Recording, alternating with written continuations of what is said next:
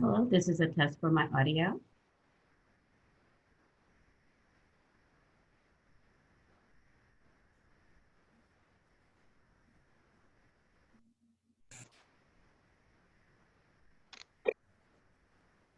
Hello.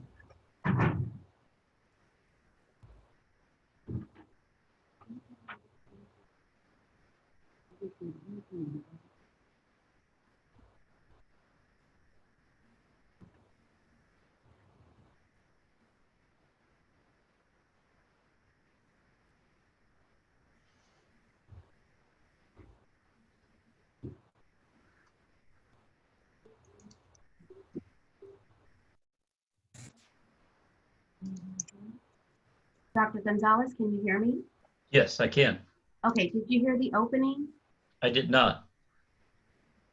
Okay, well, I apologize for technical difficulty, but I would like to begin by thanking everyone this afternoon and welcoming you to today's webinar, Lessons Learned by Redesign, Assessing Candidate Outcomes in UConn's Administrator Preparation Program.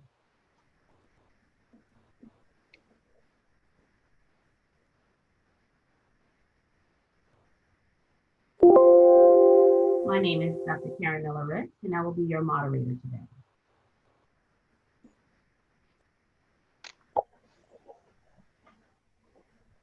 Okay, the following are a few technical notes of information to assist you during the webinar.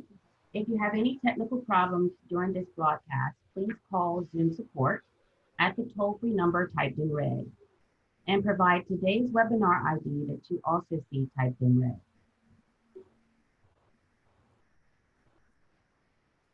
Expand your participation in the conversation on Twitter using the hashtag NASSP webinar or on Facebook at facebook.com/principles. Today's webinar is being recorded and will be available as well as a PowerPoint on the NESSP website within 24 hours at nessp.org/webinar.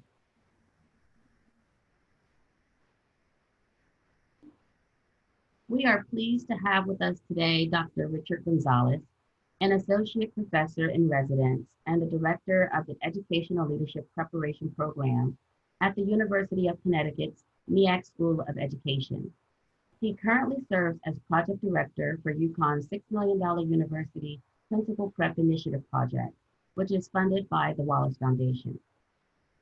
Dr. Gonzalez received a BS in Applied Learning and Development and an MED and PhD in Educational Administration from the University of Texas at Austin. Before entering higher education, he worked for 16 years as an elementary bilingual teacher, an elementary principal, and a district level administrator. His research interests include leadership development, principal preparation, and school improvement. He has collaborated on scholarship that has been published in Educational Administration Quarterly, the Journal of School Leadership, Educational Planning, and the UCEA Handbook on the Education of School Leaders. During the webinar, Dr. Gonzalez invites your questions, so please submit them using the chat box on your webinar panel. We will respond to as many questions as time permits. If we run out of time to answer all questions, we will respond by email following the broadcast. And now I would like to bring in Dr. Gonzalez. Thank you. So Karen, am I going to control this on my end, or will you be Yes, let me know moving through the slides? Yes, let me know when you have control.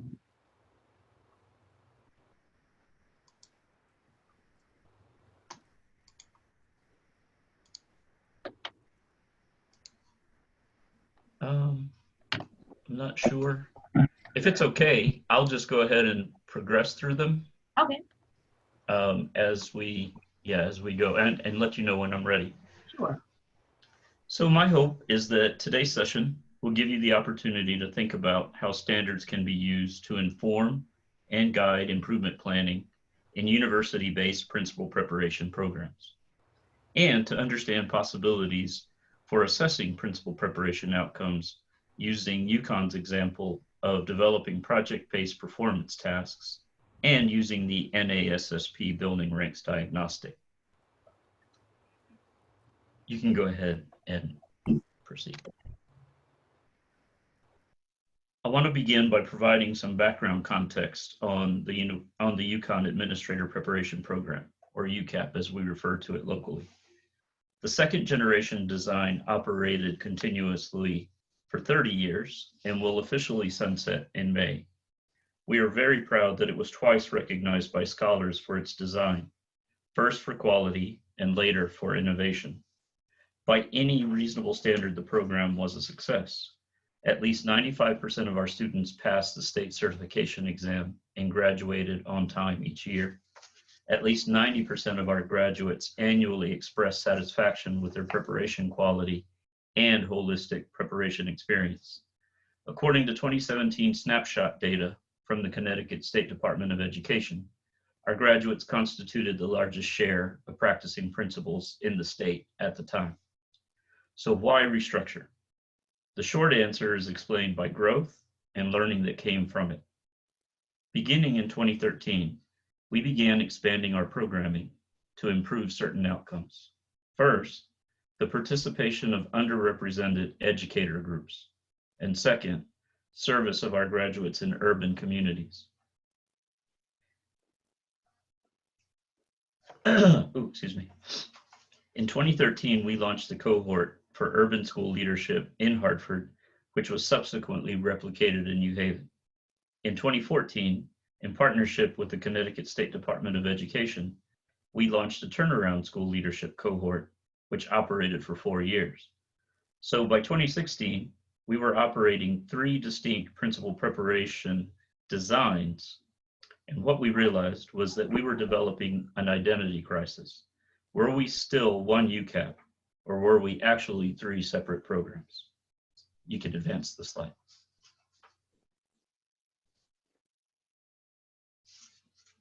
Enter the Wallace UPPI initiative, or University Principal Preparation Initiative.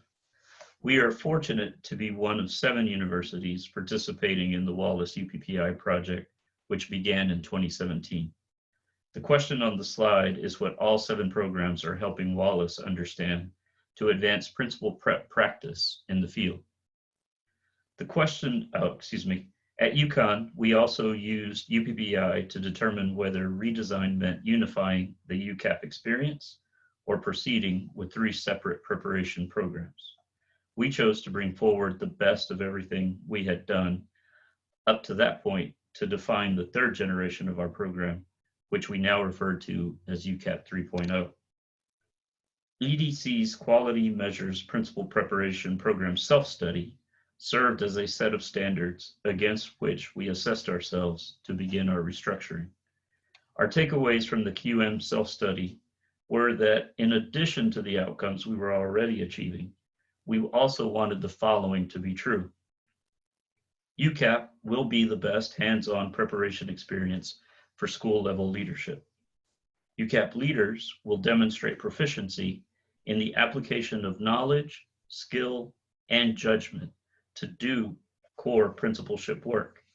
For us, that is in the areas of instructional leadership, talent management, and organizational leadership as they align to the leadership domains in the Connecticut Leader Evaluation and Support rubric.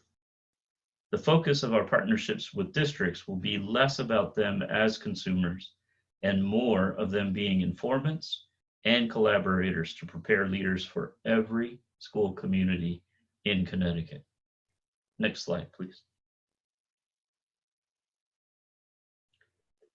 So now a little bit about UCAP 3.0.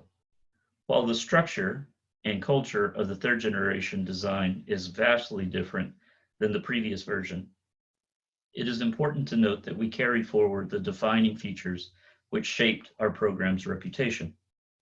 What fundamentally changed is how we assess performance and growth. We moved away from traditional end-of-course assignments to project-based tasks which are completed across the span of courses. The rationale for this shift is explained by the self-study evidence that said most of our assignments were academic papers or plans for improvement which were never actually implemented. Courses now scaffold content, activities, and assignments to support sense-making or learning for leadership. Course instructors and leadership coaches support the planning, implementation, and reflection on work completed independently over weeks and months as part of the clinical practicum experience. Next slide.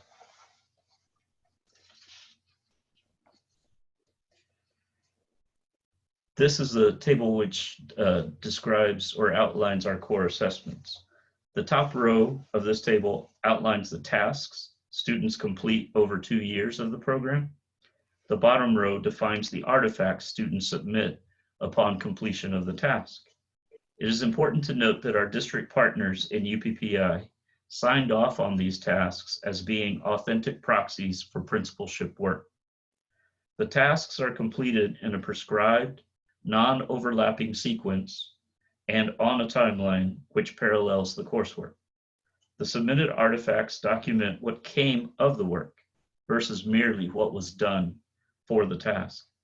What was learned about how the work plays out in the real world, what the intern learned about herself or himself as a leader, and how she or he will apply all of the above going forward. The core assessments are scored using a rubric aligned to PCEL and NELT professional standards, organized according to the following priority indicators, which were also signed off on by our UPPI district partners. Leadership to support teaching and learning, leadership to support school culture, leadership for equity, application of the inquiry cycle, personal leadership, writing mechanics, and expression. Next slide, please. So this table outlines the program of study. The chart lays out the prescribed sequence for the coursework in the new program of study. The sequence aligns to a practical theory of action, which we developed through the growth and diversification of our programming since 2013. We prioritize thinking like a principal in the first summer.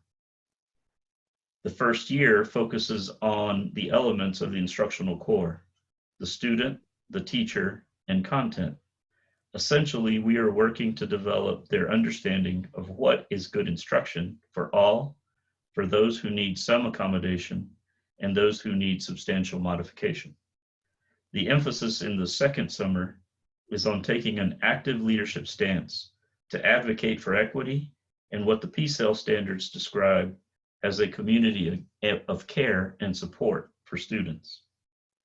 In the second year, we ask students to think on the big picture of the whole school, to develop the capacity of teams, and to grow individual leaders, all in order to realize excellence opportunities and to help close gaps of achievement, participation, support, and service, which are the elements of our definition of leadership for equity, for whom the system is currently not working.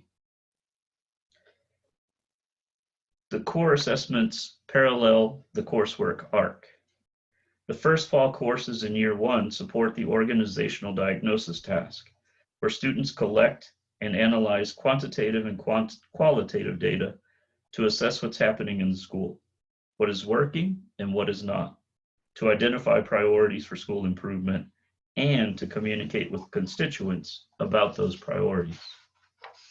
The year one spring semester courses support the students' understanding of the dynamic between instruction, content, and student learning. This aligns to the instructional supervision cycle task, where they detail a plan of support for the teacher based on observation data and conversations with the teacher. In the second year, the coursework supports the leading a PLC task, where students lead professional learning for teams or the entire school, and the change project task, where they lead a group of volunteers to do something about an identified improvement need at the school level. We believe the project-based core assessments will provide our students the best hands-on learning experience we can provide here in Connecticut. We also believe they will provide us evidence that we are producing candidates prepared to do principalship work, making them candidates for leadership positions that districts will want to hire. Next slide, please.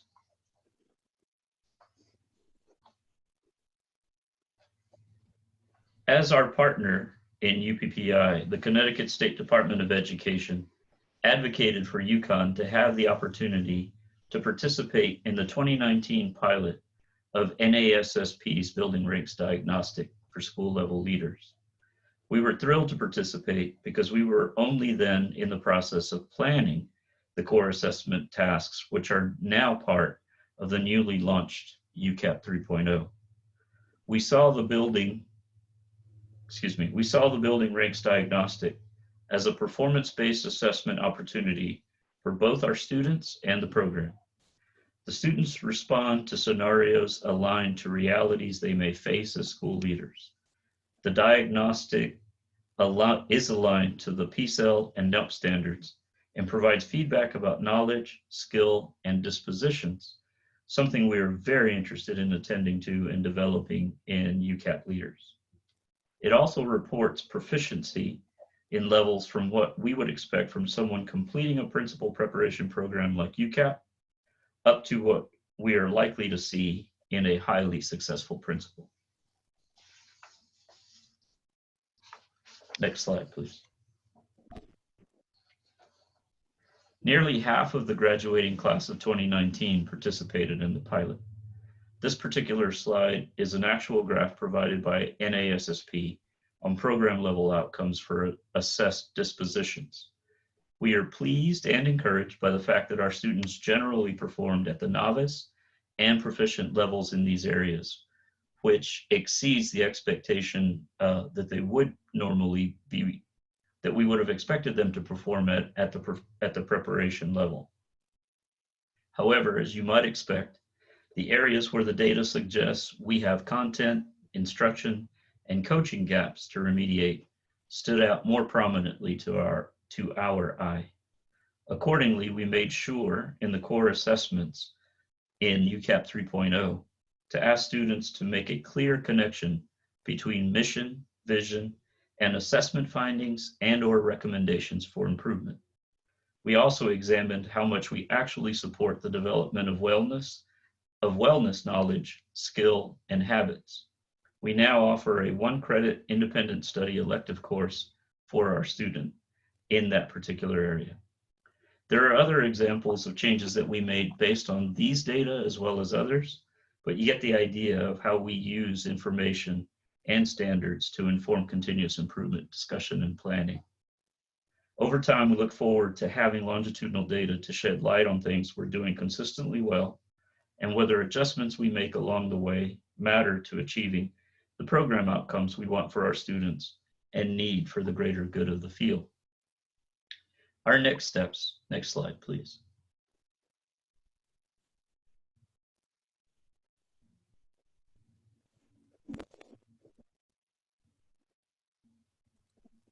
Sorry. The next steps I've outlined speak mostly to the continuous inquiry cycle of implementing UCAP 3.0. We also are developing a database which will allow us to track and analyze information about our current students and graduates' movement into and through the leadership pipeline across the state of Connecticut. We aim to use this data to understand things important to the preparation experience and identify priorities for evolving and adapting to the real-world needs of the field. Next slide. And I think that there were questions somewhere. They were originally on an earlier slide. I don't know if they're maybe in the next one. Yes, Dr. Gonzalez, can you hear me? Yes. Okay, yes, we do have 2 questions so far. And again, if you have any questions for Dr. Gonzalez, if you would submit them in the chat window, we will answer as many as time permits. But the first question, Dr. Gonzalez, first of all, let me thank you Sure. for that presentation. But the first question is your school leader preparation program graduating candidates school districts want to hire? Yes, yes, that's one of the questions that I defined for the session. Is that correct? Yes, it is. So is that something you'd like me to speak to, or is that something that we are just opening up for discussion or thought among the participants? Something I would like for you to speak to as well. Sure. So that question is very simple, but has an important bottom line orientation.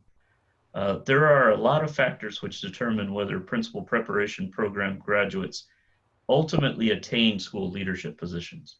Many are beyond the control of the program, but that question is very important to know the answer to, because it's important to know how potential employers feel about the quality of the candidates you are producing. I think going into this, before the opportunity to participate in UPPI, we were very satisfied with perception data. People felt good about the preparation experience, and superintendents identified ours as a program from which they could count on a well-prepared candidate. That's feel-good data, but ultimately we weren't sure about exactly how well they were prepared, in which core areas of leadership they were prepared, and most importantly, what the evidence was to support that. And that's one of the shifts that our change in the redesign tries to take into account. Thank you for that. And the other question that you had that was answered through your presentation to expand on is how the coursework and clinical experience align to the standards-based competencies you aim to develop in the graduates of your school leader preparation program. Correct. So in the course of growth, when we created the urban leadership cohort and the turnaround leadership cohort, both in partnership with other organizations. The urban leadership was with the Hartford Public Schools and the New Haven Public Schools. And then the turnaround leadership was with the state of Connecticut specifically. We learned a lot about backwards design and its possibilities for principal preparation. We began with the end in mind. And from that experience, that's one of the things that we carried over in our ultimate redesign of UCAP 3.0, which is to think about which competencies, and again, we define competencies as the application of the knowledge and skills that are related to the work, using the appropriate judgment for when and how to apply them differently in different contexts. We aligned first the assessments to say, how will we know? How is it possible to know? And what does proficiency look like? And then we took the coursework next and said, fine, if these are the things that we want them to be able to do, what must we teach? How must we teach it? And what order must it come in order to support that learning and proficiency development? And then lastly, we designed a clinical experience, which meant for us shifting away from a traditional supervision model of the internship, which meant that someone is essentially reading reflections, making sure that you're showing up, counting hours, and then giving you credit for the course, to something very different and saying, if the work is independent in nature, then these tasks should be completed independently. The ownership should shift to the interns. And what we need to do is to provide the support around them, the guidance in the coursework, the information in the coursework, the opportunity to practice in the coursework, but we also need to provide leadership coaching, which is very different than supervision. And so now our interns get leadership coaching for 2 years, and it's more about navigating the ambiguity and the challenge of completing those tasks. Thank you, Dr. Gonzalez, for sharing those lessons learned in assessing the candidate outcomes as a part of a principal preparation program. I would like to take this time to remind our viewers to not forget the date, to save the date for July 7th through the 9th. And I'd like to extend that invitation to them to join their colleagues at the 2020 National Principals Conference, which is sponsored by NASSP at the National Harbor in Maryland. You can learn about the conference and register at the address www.principalsconference.org. Again, I'd like to thank you for joining us today for the webinar, Lessons Learned by Redesign, Assessing Candidate Outcomes in UConn's Administrator Preparation Program. And again, I would like to end with a thanks to Dr. Richard Gonzalez. Thank you for the opportunity.